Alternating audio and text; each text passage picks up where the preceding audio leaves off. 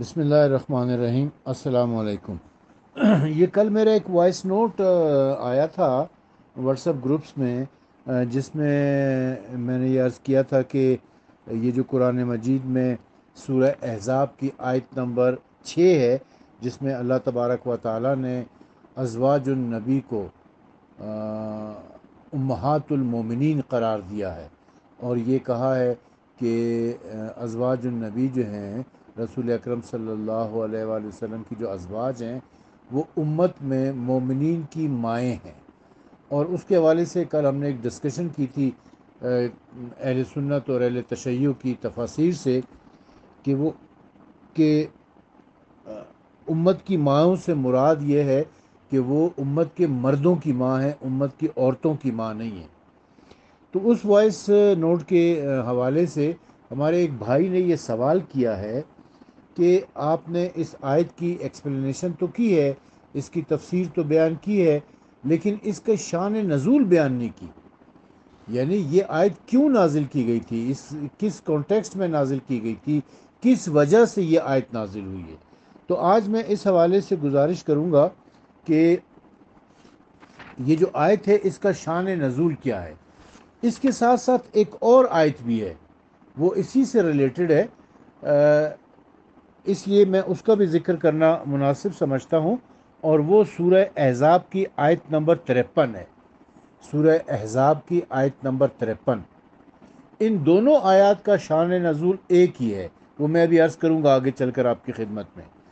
پہلے میں یہ بتاتا ہوں کہ یہ سورہ احزاب کی آیت نمبر 53 جو ہے، اس میں اللہ تبارک و تعالیٰ فرماتا ہے، اور تمہیں یہ زیب نہیں دیتا کہ تم اذیت پہنچاؤ اللہ کے رسول صلی اللہ علیہ وآلہ وسلم کو، اور تمہیں اس کی بھی اجازت نہیں ہے کہ تم نکاح کرو ان کی ازواج سے اس کے بعد کبھی بھی، بے شک ایسا کرنا اللہ تعالیٰ کے نزدیک گناہ عظیم ہے۔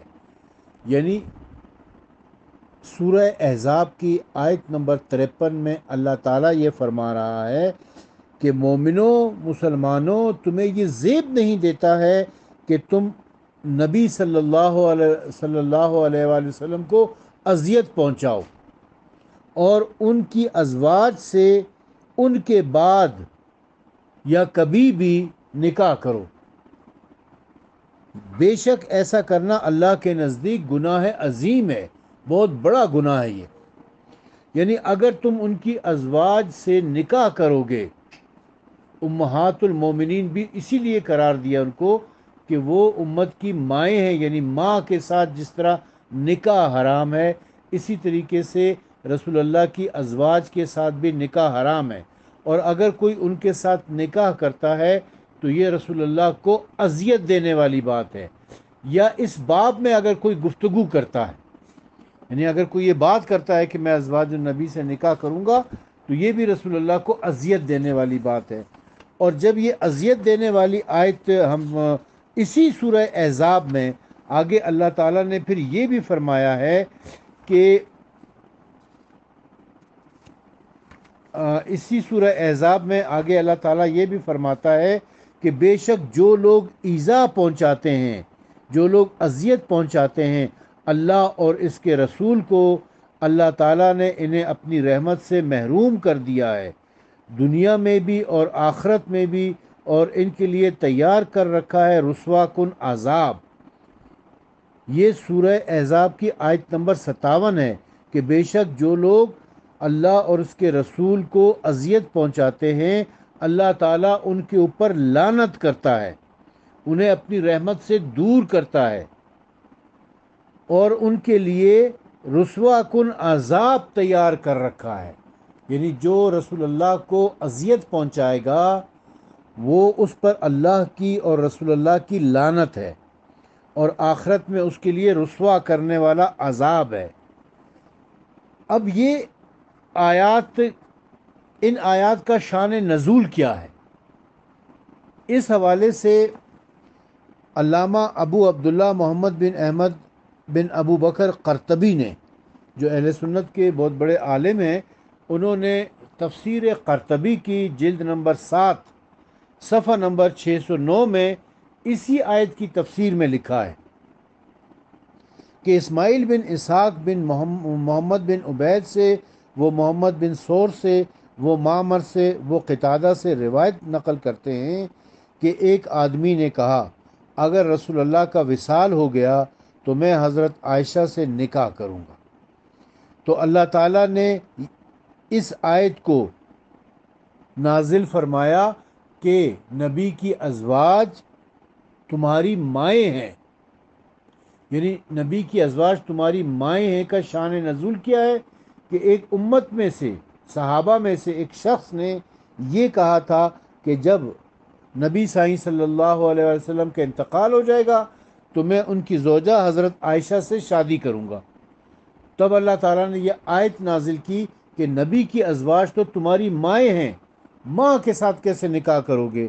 اور ساتھ یہ آیت بھی نازل کی کہ تم نبی کے بعد بھی ان کی ازواج سے نکاح نہیں کر سکتے، اگر ایسا کرو گے تو یہ نبی کو اذیت دینے والی بات ہے، اور جو نبی کو اذیت دیتا ہے اس پر اللہ کی لعنت ہے، قیامت کے لیے اس کے لیے عذاب ہے، اور یہ بہت بڑا گناہ ہے۔ اب مزید لکھتے ہیں کہ حضرت ابن عباس نے کہا کہ قریش کے 10 سرداروں میں سے ایک نے دل میں کہا، جو رسول اللہ کے ساتھ ہرا پر تھے، اگر رسول اللہ کا وصال ہو گیا تو میں حضرت عائشہ سے نکاح کروں گا کیونکہ وہ میری چچا زاد ہے۔ مقاتل نے کہا ہے کہ وہ طلحہ بن عبید اللہ تھے، یعنی وہ شخص جس نے یہ بات کی تھی کہ میں حضرت عائشہ سے نکاح کروں گا، اور وہ حضرت عائشہ کا چچا زاد بھائی تھا۔ وہ شخص کون ہے؟ وہ صحابی رسول جسے لوگ عشرہ مبشرہ میں بھی شامل کرتے ہیں، جو واقعہ عقبہ میں بھی شامل ہے، وہ ہے طلحہ بن عبید اللہ۔ حضرت ابن عباس نے کہا کہ وہ آدمی اس پر شرمندہ ہوا جو اس کے دل میں وسوسہ پیدا ہوا۔ وہ پیدل مکہ مکرمہ کی طرف گیا اور جہاد میں 10 مجاہدین کو گھوڑے پر سوار کیا، ایک غلام کو آزاد کیا۔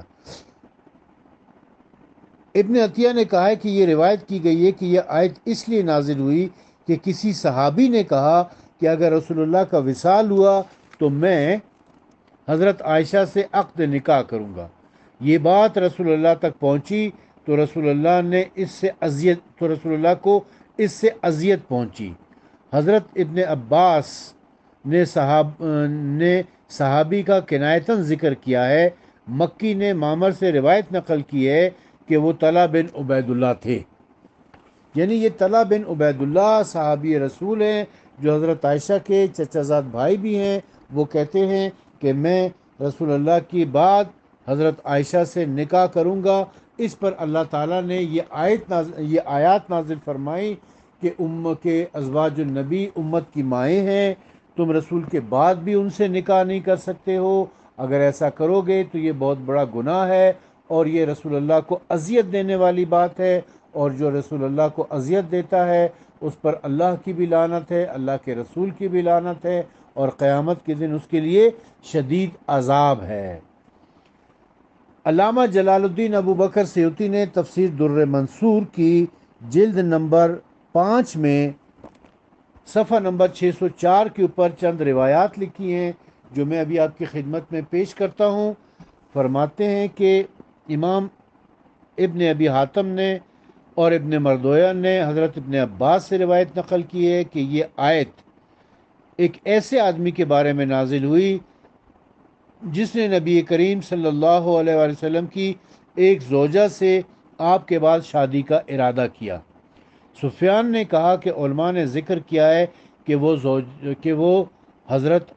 زوجہ حضرت عائشہ تھی۔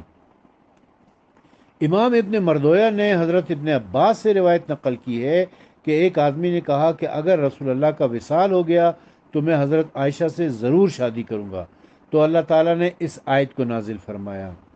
امام ابن جریر اور ابن ابی حاتم نے حضرت عبد الرحمن بن زید بن اسلم سے روایت نقل کی ہے کہ نبی کریم صلی اللہ علیہ وآلہ وسلم کو یہ خبر پہنچی کہ ایک آدمی کہتا ہے کہ اگر رسول اللہ کا وصال ہو گیا تو میں آپ کے بعد فلانے سے شادی کروں گا۔ یہ چیز نبی کریم کو اذیت دیتی تھی۔ امام ابن ابی حاتم نے حضرت سعدی سے روایت نقل کی ہے کہ ہمیں یہ خبر پہنچی ہے کہ حضرت طلحہ بن عبید اللہ نے کہا، کیا محمد صلی اللہ علیہ وآلہ وسلم ہماری چچا زاد بہنوں سے ہمیں پردہ کا حکم دیتے ہیں اور ہمارے بعد ہماری بیویوں سے شادیاں کرتے ہیں؟ اگر کوئی واقعہ ہو گیا تو میں آپ کے بعد بھی آپ کی بیویوں سے شادی کریں گے۔ تو اللہ تعالیٰ نے یہ آیت نازل فرمائی۔ امام عبد الرزاق، عبد بن حمید اور ابن منظر نے حضرت قتادہ سے روایت نقل کی ہے کہ حضرت طلحہ بن عبید اللہ نے کہا کہ اگر نبی کریم کا وصال ہو گیا تو میں حضرت عائشہ سے شادی کروں گا، تو یہ آیت نازل ہوئی۔ امام احمد بن سعد نے حضرت ابو بکر بن محمد بن عمر حزم سے روایت نقل کی ہے کہ یہ آیت طلحہ بن عبید اللہ کے حق میں نازل ہوئی، کیونکہ اس نے یہ کہا تھا کہ جب رسول اللہ کا وصال ہو گیا تو میں حضرت عائشہ سے شادی کروں گا۔ یہ دو اہل سنت کی مستند تفاسیر میں نے آپ کی خدمت میں پیش کی۔ اب تیسری تفسیر کی طرف آتے ہیں، یعنی قاضی محمد ثناء اللہ عثمانی مجددی پانی پتی کی تفسیر مظہری کی طرف۔ تفسیر مظہری میں اسی آیت کی تفسیر میں لکھا ہوا ہے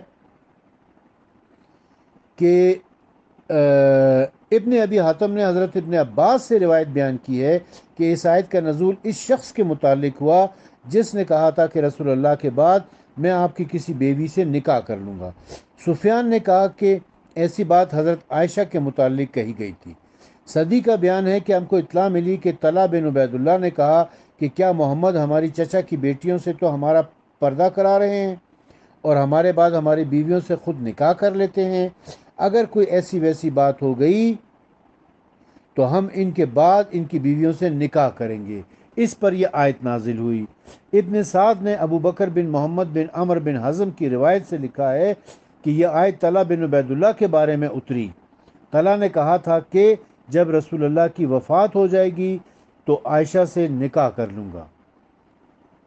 جویریہ نے حضرت ابن عباس کی روایت سے بیان کیا ہے کہ ایک شخص رسول اللہ کی ایک بیوی کے پاس گیا اور ان سے باتیں کرنے لگا۔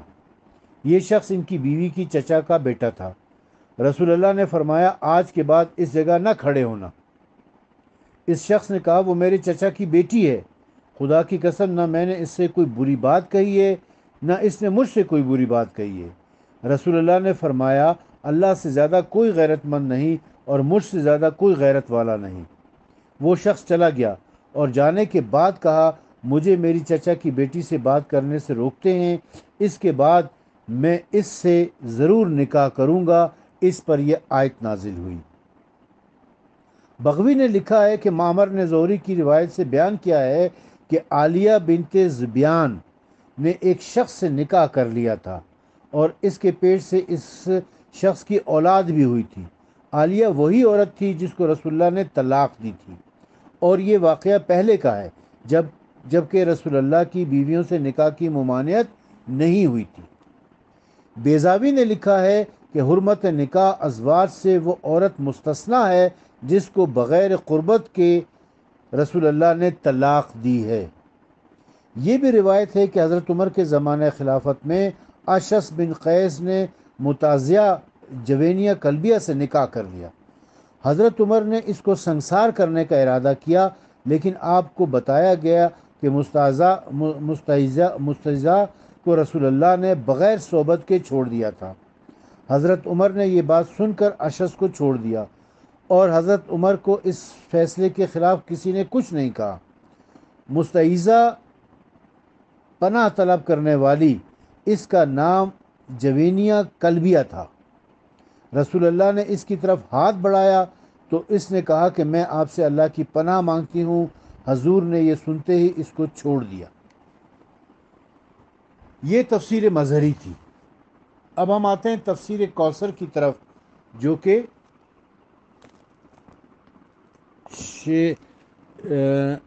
تفسیر کوثر میں شیخ محسن علی نجفی صاحب اسی آیت کی تفسیر میں لکھتے ہیں کہ اچھا، اس سے پہلے میں آپ کو تفسیر نور الثقلین کے بارے میں بتاتا ہوں۔ تفسیر نور الثقلین میں لکھا ہے کہ یہ بڑی امپورٹنٹ تفسیر ہے، اس کو بڑے غور سے آپ نے سننا ہے جی۔ تفسیر علی بن ابراہیم میں مذکور ہے کہ طلحہ نے گستاخی کی تھی اور کہا تھا کہ جب محمد صلی اللہ علیہ وآلہ وسلم کی وفات ہوئی تو میں عائشہ بنت ابی بکر سے شادی کروں گا۔ اللہ تعالیٰ کو اس کی یہ جسارت پسند نہ آئی اور خدا نے یہ آیت نازل فرمائی کہ خبردار، رسول کو اذیت نہ دینا اور اس کی بیویوں سے اس کے بعد نکاح نہ کرنا۔ ممکن ہے کہ تمہاری نظر میں اس بات کی کوئی اہمیت نہ ہو، لیکن اللہ کے ہاں یہ بہت بڑی گستاخی ہے۔ الکافی میں مرقوم ہے کہ اگر یہ آیت مجیدہ اگر بالفرض نازل نہ بھی ہوئی ہوتی تو بھی حسنین کریمین علیہم السلام کے لیے ازواج پیغمبر سے نکاح حرام ہوتا، کیونکہ حرام رشتوں میں اللہ نے پہلے سے یہ کہہ دیا تھا کہ جن عورتوں سے تمہارے آبا نے نکاح کیا ہے ان سے نکاح کرنا تمہارے لیے حرام ہے، لہٰذا کسی بھی شخص کے لیے جائز نہیں ہے کہ وہ اپنے نانا کی بیوی سے نکاح کرے۔ حسن بصری سے منقول ہے کہ رسول خدا صلی اللہ علیہ وآلہ وسلم نے بنی عامر سہسا کی ایک عورت سے نکاح کیا جس کا نام صفا تھا، اور وہ اپنے دور کی انتہائی حسین و جمیل عورت تھی۔ رسول خدا کی دو بیویوں سے آپ سمجھ گئے نا کہ کون ہے؟ دو بیویوں نے سازش کی اور آپس میں کہا کہ اگر یہ عورت رسول خدا کے حرم سرا میں شامل ہو گئی تو یہ آن حضرت کو اپنے حسن و جمال پر فریفتہ کر لے گی۔ چنانچہ انہوں نے اس عورت سے کہا کہ اگر تم چاہتی ہو کہ رسول کریم تمہاری زلف کے اسیر بنے تو تم جلدی سے انہیں منہ نہ دیکھنے دینا۔ چنانچہ جب رسول خدا صلی اللہ علیہ وآلہ وسلم اجلۂ عروسی میں گئے اور اس کی طرف ہاتھ بڑھایا تو اس نے کہا کہ میں خدا کی پناہ چاہتی ہوں۔ اس کا یہ جملہ سن کر آپ صلی اللہ علیہ وآلہ وسلم نے اپنا ہاتھ واپس کھینچ لیا اور اسے اس کے گھر روانہ کر دیا۔ حضرت نے قبیلہ کندہ کی ایک عورت بنت ابل جون سے بھی نکاح کیا۔ اس اثنا میں حضرت صلی اللہ علیہ وسلم کے فرزند ابراہیم کی وفات ہو گئی۔ اس عورت نے کہا کہ اگر یہ اللہ کے رسول ہوتے تو ان کا بیٹا کبھی نہ مرتا۔ جب رسول خدا نے اس کے یہ الفاظ سنے تو آپ نے جواب سے قبل اسے اس کے خاندان کے پاس بھیج دیا۔ رسول خدا کی وفات کے بعد دونوں عورتیں حضرت ابو بکر کے پاس آئیں اور ان سے کہا کہ رسول خدا نے ہم سے مقاربت نہیں کی تھی، اب ہم کیا کریں؟ حضرت ابو بکر و عمر نے آپس میں مشورہ کیا اور ان سے کہا کہ اگر تم اپنے گھروں میں بیٹھی رہو تو وہ تمہارے لیے بہتر ہے، اور اگر تم شادی کرنا چاہو تو تمہیں اس سے کوئی ممانعت نہیں۔ ان عورتوں نے نکاح کا انتخاب کیا۔ ایک کے شوہر کو جزام ہو گیا اور دوسرے کا شوہر پاگل ہو گیا۔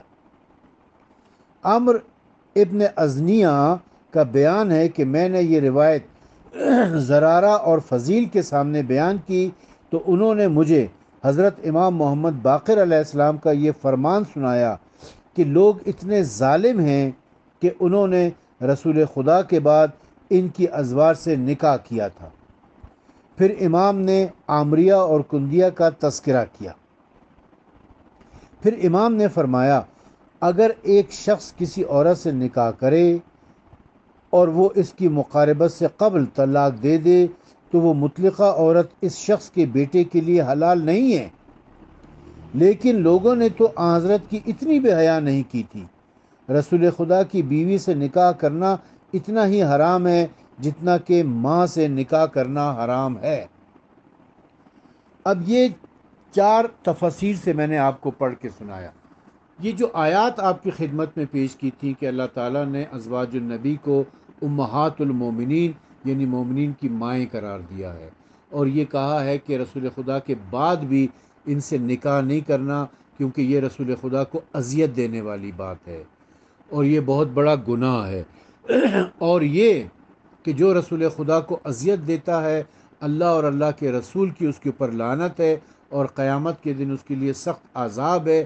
یہ آیات صحابی رسول حضرت طلحہ بن عبید اللہ کے بارے میں نازل ہوئی جسے مسلمانوں نے عشرہ مبشرہ میں بھی شامل کر رکھا ہے۔